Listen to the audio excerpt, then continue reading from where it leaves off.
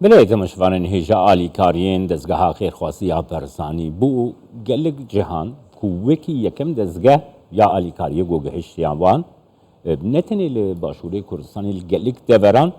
ده رودانا ده هوکیا لحیه دشی دزگاه خیرخواستیا برزانی یکم دزگاه بو با اوایی که بلز دست آلی کاری گهان زیان پیکتیان صلاح حسن جیگری رهبری اوفیسا ده هوکی و برپرسی بشی پروگرامان اوفیسا ده هوکیا دزگاه خیرخواستیا برزانیش ده هوکی مهوانی منه سلاف بوده که صلاح که صلاح دست پیک ده لسروی پروسیا آلی کاری گرت هن آگاه داریان بدمه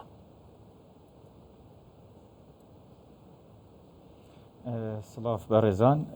هم وقت زارن دزگاه خیرخواستیا برزانی همو دما یه حاضر خدمت خلق خوب کتو عمل بن سلوگانه کی کار دکن کشانازی مروف خدمت کار خلق خوبت هر لروجا دست پیکرنا و کار ساتن خوش ام وقت دزگاه خیرخواستیا برزانی برسفدان بلز و ام برابون اوشی ام کهف کفتنا ناف تاخو شارعت دهوکی و زاخو شیخان و آکده بو هنده کو ام بزیترین وقت خلق کیش وانجه وارد اوید کو زیان لیکفتی کو ام نقل کینو بنا جهه کی آمن اوه ایکم پینگاوا دوی یا هنده بو کو ام هندک پیدویت بلس سروان دا بشکن وک بطانی دوشک بالیفک خارنه هشک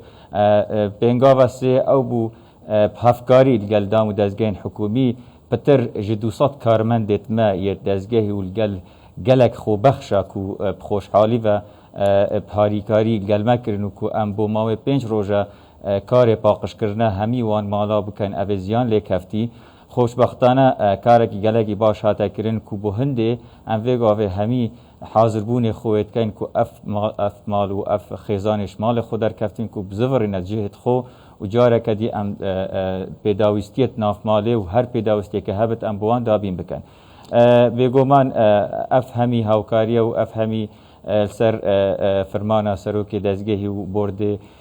دامزرنر بوا و همی هماهنگی لگل تیمت حکومی و هروسا برسفدانا قیرانا بوا که صلاح در روشا لحیان ده طایب جگر ام وی لحیا دهوکی زاخو و در دوری بگرن دست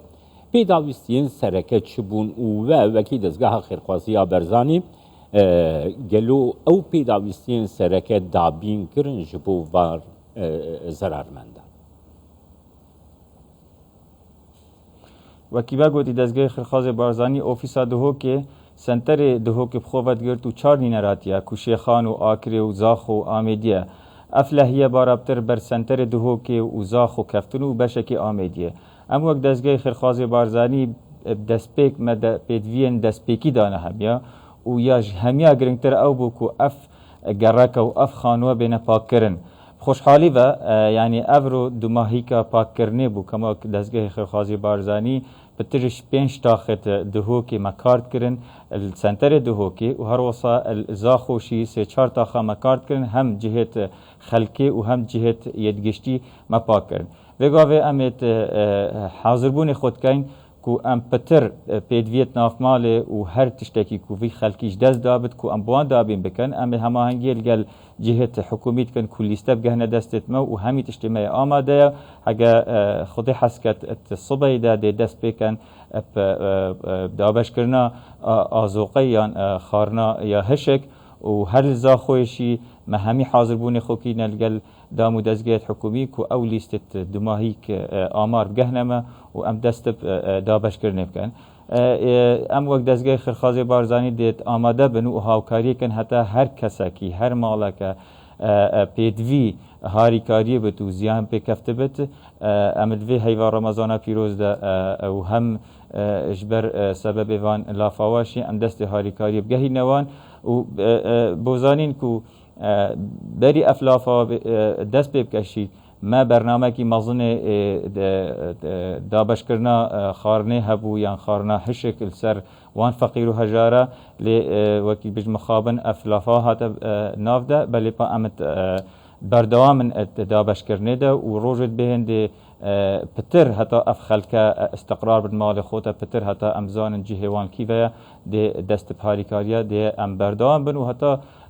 کسک مایا ده ام هاوکاریا دنی بس من ویر آماجب خاله که بدکم که ام سپاسی همیوی خلق خود کن ابد خوب بخش کو راستی گلک خلق خوب بخش هم آواره بون هم پنابر بون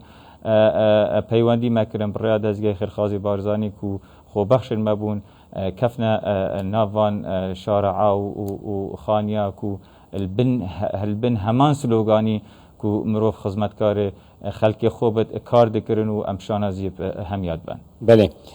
روش نهاد چه عصيده كي صلاح يعني او پروسه آلیکاری یا کو دزگاه خیرخوازی برسانی دگهین ضررمندانشی دوی پروسه ده چه روشی ده او وکی بخواد باور کم دیار کرد حتی کنگی اب آلیکارین و دی بردوام بک کرم که سلام خوشبختانه روشا سقای هیور بو و گلک باش بو ما دهیشی و پیرشی کمبون کرین الگلانت حکومیه اوید پیوندی دار ما الگلوان همی حاضر بون خوب کرینه کو بری جشن رمضان اف خلک همی بتقربو کرن کو او قربوی شلای حکومت ویدان امشی وقت دزگاه خیرخوازی بارزانی ما همو حاضر بون خوب کرینه کو اف خلک بری جشن رمضان و وان روجت به ده همی اوان پیدویا ورگرد کو اوش هجیبن ورگرن و ام خدمتکار خلق خونه وید ام خدمت اوی خلق خوب کن الهندك خزانه قرابو ورگرتینه او خزانه قرابوش نه ورگرتین دیوان روزا ورگرینو ام وقت دزگه خیرخوازی بارزانی ات 24 ساعتی ول سرخط الگل دامو دزگه حکومی کو هر خزانه که پیدوی بد نگهش بته وکی بیش پواندیت مت هتکرن کو ام هر تشتکی مهبیت و متهینشی کو ام بوی خلکی دابین بکن خوشبختانه گلکیت هاتی نقربا کنن و گلکیت ماین دوان دو سه روزل به ده پیوندی الگلان حکومی ده همی هنه قربا کنن ام وقت دزگه خیرخوازی برزانی یه هاتین راسپارت کرن کو هر کسکی یه ضرر گهیتیه ام همی پیداوستیتوان بدینه و واجبه که ما ام جیبه جد کن بله دزگاه خیرخوازی برزانی دستی با خوش سپاس بوده که صلاح حسن اجده کل گلمم